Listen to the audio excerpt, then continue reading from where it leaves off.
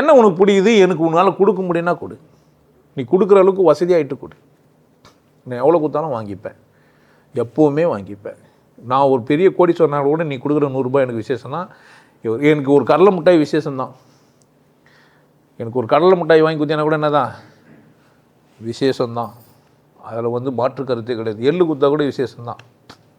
விதையா இல்லை, ஒரே ஒரு எள்ளு குத்தா கூட என்னால் முடிஞ்சது அப்படின்னா. திணையெல்லாம் சொல்லி வச்சுட்டு போயிடறாங்க செவியோகிக்கு. அதனால் இது 3 மட்டும் போதும்லாம் கிடையாது. வாழ்க்கையை நீ கொண்டாடுறது தான் போதுமானது. போதும்னு வாழு, இதை போதும்னு நினச்சிக்காத. சாப்பிட்டுருக்குற, நல்லா சாப்பிட்டேன்னு வாழு.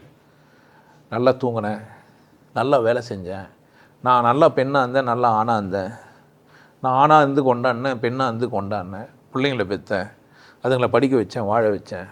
இந்த பூமியில் எனக்கு புள்ள வானா விட்டுட்டேன், தப்பு கிடையாது. எனக்கு கல்யாணம் வானான்னு வாழ்ந்தேன், தப்பு கிடையாது. எதுவாக இருந்தாலுமே உனக்கு நிறைவாக வாழ். இது 3 மட்டும் போதும்லாம் கிடையாது. நிறைவாக வாழ்கிறது தான் போதும். ஸோ நிறைவாக வாழ்ந்தேன்னு உனக்கு நீயே புரிகிற மாதிரி வாழ். நான் அதை தான் சொல்லுவேன்.